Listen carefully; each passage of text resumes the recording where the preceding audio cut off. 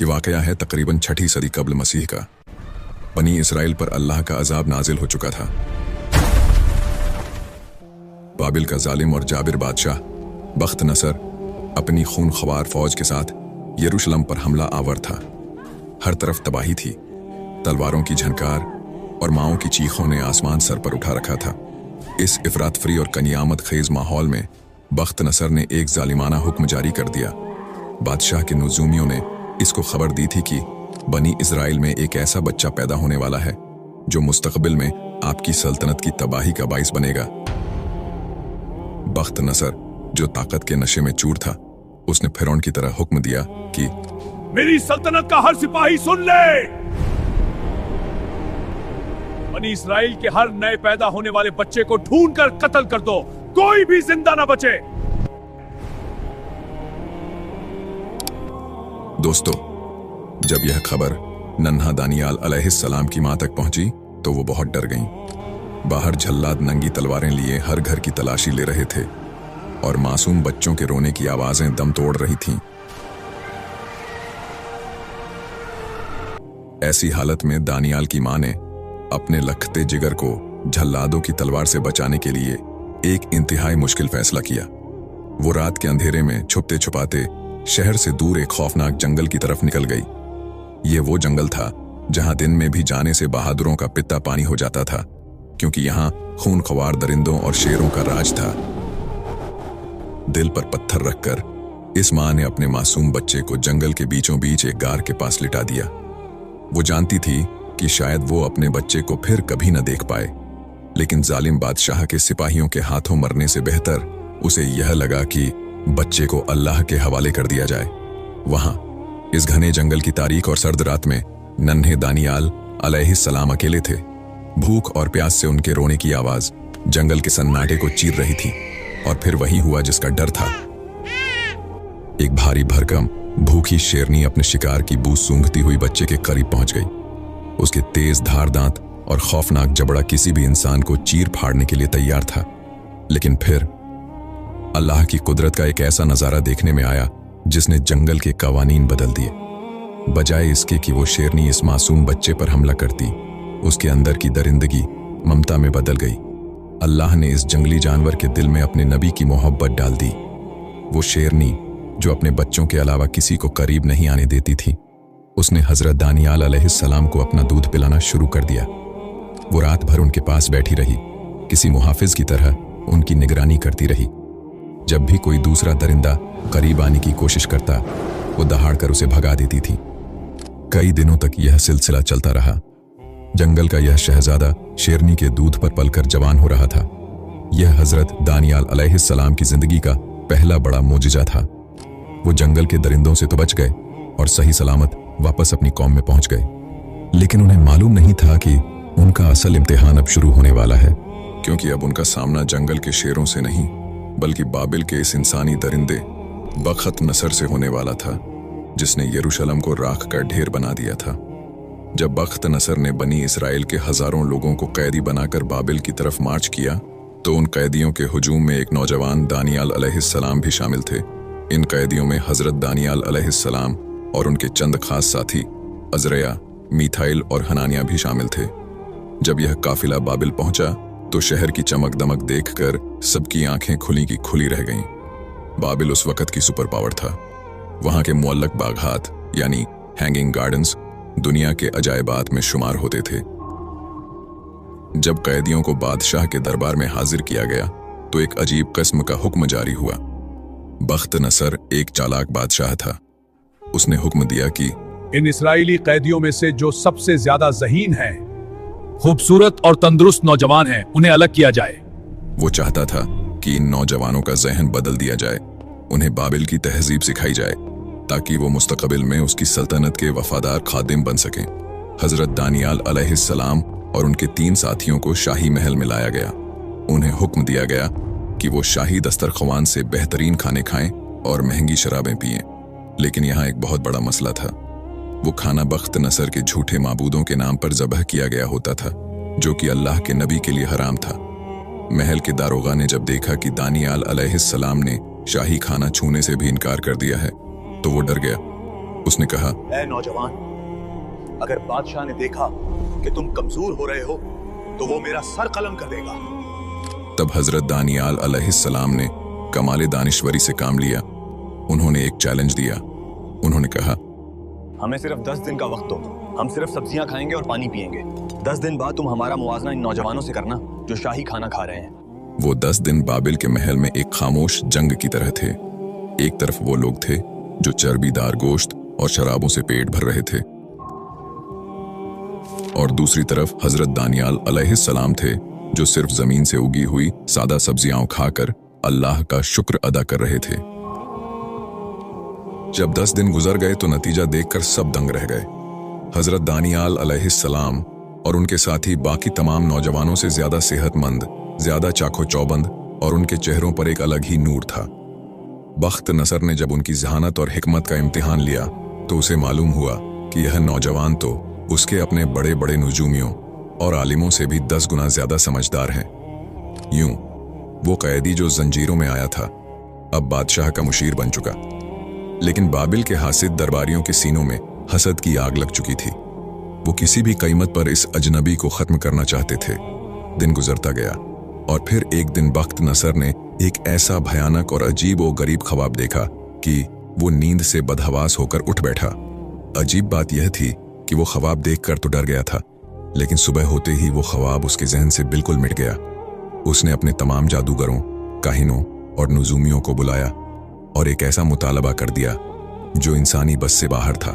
उसने कहा, मुझे ये भी बताओ कि मैंने क्या ख्वाब देखा था और उसकी ताबीर भी बताओ। अगर तुमने नहीं बताया तो तुम सबके टुकड़े टुकड़े कर दिए जाएंगे। पूरी सल्तनत में कोहराम मच गया। किसी के पास इस सवाल का जवाब न था। दोस्तों, बख्त नसर का गुस्सा आसमान को छू रहा था। उसकी आंखों में खून उतरा हुआ था और वो अपने तख्त पर बैठा हुआ किसी जख्मी शेर की तरह गुर्रा रहा था। इधर दरबारियों के हाथ पैर फूल चुके थे। वो गिड़गिड़ा कर कह रहे थे, ऐ बादशाह, जमीन पर ऐसा कोई इंसान नहीं जो यह बता सके कि आपने क्या देखा। यह इल्म तो सिर्फ खुदाओं के पास है। लेकिन बख्त नसर किसी की सुनने को तैयार न था। ठीक इसी वक्त जब जल्लाद आगे बढ़ रहे थे, हजरत दानियाल अलैहिस्सलाम दरबार में दाखिल हुए। हजरत दानियाल अलैहिस्सलाम ने बुलंद और पुरएतिमाद आवाज में कहा, ऐ बादशाह, मोहलत दो। जिस ख्वाब ने तेरी नींदें उड़ा दी हैं उसका राज वो अल्लाह फाश करेगा जो आसमानों और जमीन का मालिक है। फिर दानियाल अलैहिस्सलाम ने दुआ की तो अल्लाह ने अपने नबी पर वो तमाम पर्दे उठा दिए जो बख्त नसर के दिमाग पर पड़े हुए थे। ख्वाब का वो नक्शा एक एक तफसील के साथ हजरत दानियाल अलैहिस्सलाम के सामने वाज़ह हो गया। फिर बादशाह ने गरज कर पूछा, ऐ नौजवान, क्या तू वाकई वो बता सकता है जो मेरे बड़े बड़े जादूगर न बता सके? हजरत दानियाल अलैहिस्सलाम ने मुस्कुराकर जवाब दिया, ऐ बादशाह, ये किसी इंसान का कमाल नहीं बल्कि उस एक अल्लाह का करम है जिसने मुझे वो दिखाया जो तूने देखा था। तूने ख्वाब में एक अजीम शान और हैबतनाक मूरत यानी बुत देखी थी जिसकी चमक आंखों को खैरा कर रही थी। बख्त नसर का मुंह हैरत से खुल गया। हजरत दानियाल अलैहिस्सलाम ने आगे बढ़कर वो तफसीलात बताना शुरू की जो किसी के वहमो गुमान में भी न थी। ऐ बादशाह, इस मूरत का सर खालिस सोने का था।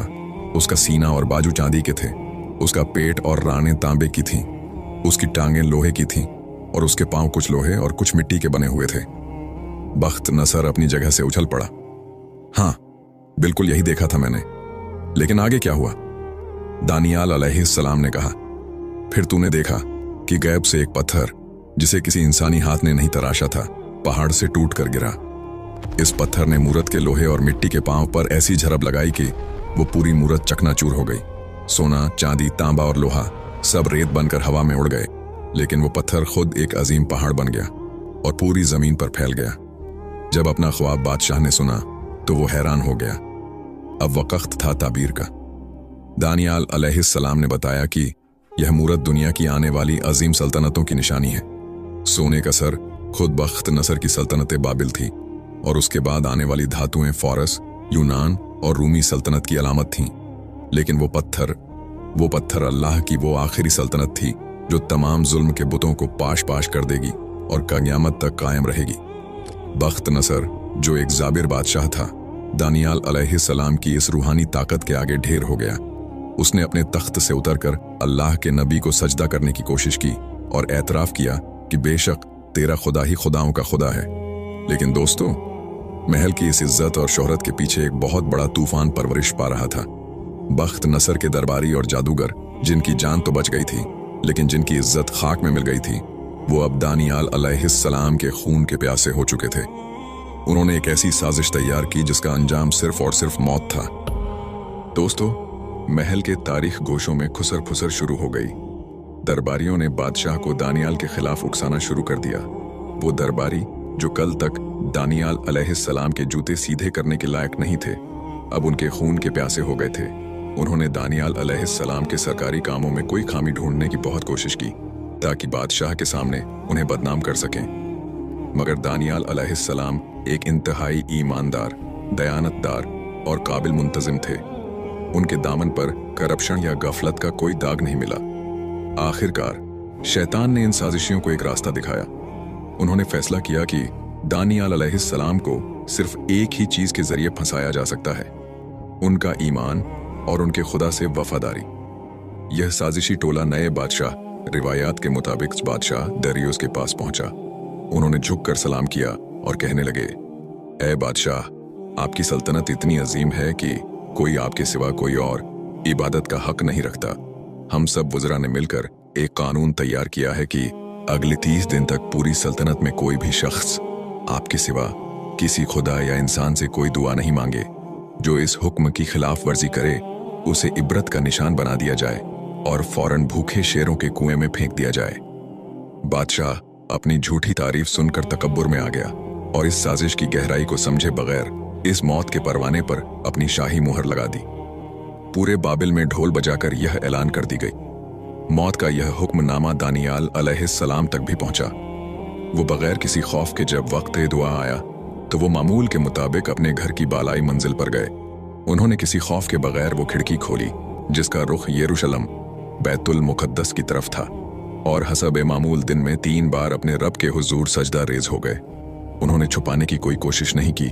वो खुल्लम खुल्ला अपने रब को पुकार रहे थे। साजिशी तो इसी ताक में बैठे थे। जैसे ही उन्होंने दानियाल अलैहिस्सलाम को सजदे में गिरते देखा, उनकी आंखों में शैतानी चमक आ गई।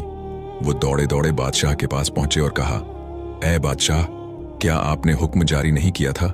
देखिए, इस यहूदी कैदी दानियाल ने आपके कानून को पैरों तले रौंद दिया है। वो अब भी अपने खुदा को पुकार रहा है। बादशाह को दानियाल अलैहिस्सलाम से बड़ी मोहब्बत थी क्योंकि वो एक ईमानदार मुशीर थे। बादशाह सारा दिन परेशानी में टहलता रहा, कोई रास्ता निकालने की कोशिश करता रहा, लेकिन दरबारियों का दबाव बढ़ता गया। सूरज गरूब हो रहा था और साथ ही दानियाल अलैहिस्सलाम की जिंदगी का सूरज भी डूबता नजर आ रहा था। आखिरकार बादशाह ने बोझल दिल और नम आंखों के साथ हुक्म दे दिया। शाही सिपाही दानियाल अलैहिस्सलाम को गिरफ्तार करके ले गए। उन्हें शहर के इस खौफनाक वीराने में लाया गया जहां शेरों का कुआं था।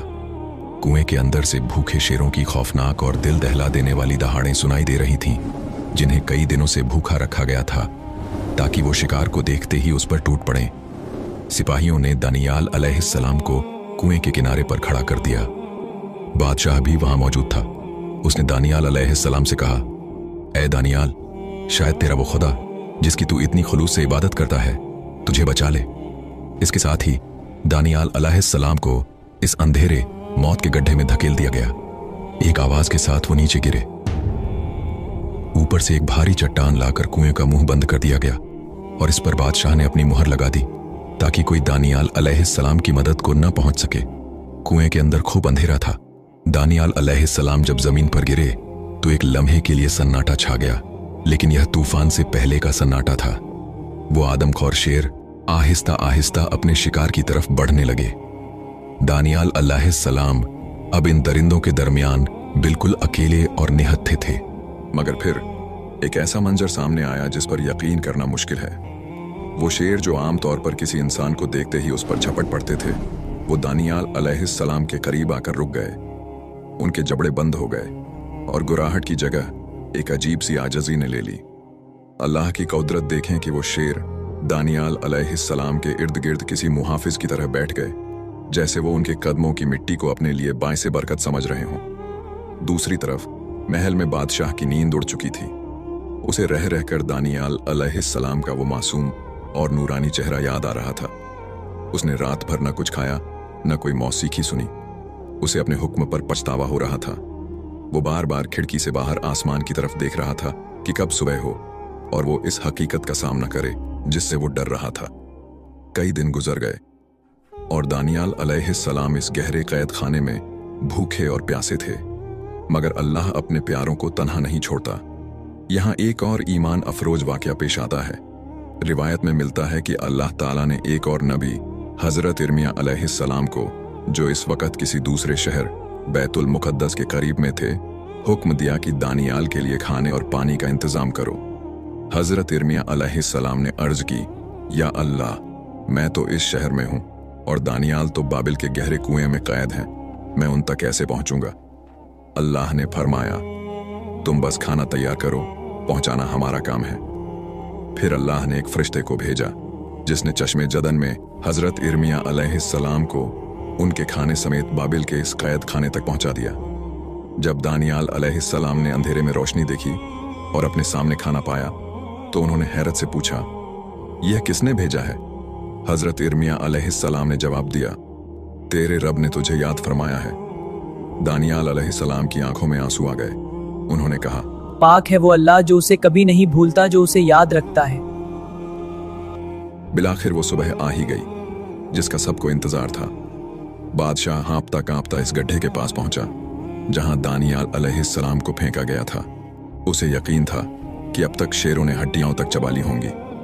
उसने लड़चती हुई आवाज में गड्ढे के मुंह पर पुकारा, ऐ दानियाल, ऐ जिंदा खुदा के बंदे, क्या तेरे खुदा ने, जिसकी तू हमेशा बंदगी करता है, तुझे शेरों से बचा लिया? गड्ढे की गहराई से एक पुरसुकून और जानदार आवाज आई, ऐ बादशाह, तू हमेशा जीता रहे। मेरे अल्लाह ने अपना फरिश्ता भेजा और इन शेरों के मुंह बंद कर दिए क्योंकि मैं उसके हुजूर बेगुनाह पाया गया। बादशाह के हुक्म पर फौरन वो भारी पत्थर हटाया गया।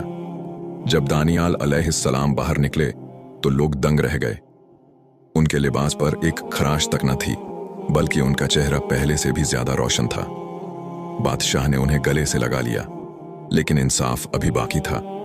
बादशाह ने गुस्से में आकर हुक्म दिया कि वो तमाम साजिशी जिन्होंने दानियाल अलैहिस्सलाम के खिलाफ जाल बुना था, उन्हें उनकी बीवी बच्चों समेत इसी गड्ढे में फेंक दिया जाए। रिवायत कहती है कि अभी वो लोग गड्ढे के फर्श तक पहुंचे भी नहीं थे कि वही शेर जिन्होंने दानियाल अलैहिस्सलाम के सामने सर झुकाए थे, इन साजिशियों पर भूखे दरिंदों की तरह टूट पड़े और एक लम्हे में उनका नाम ओ निशान मिटा दिया।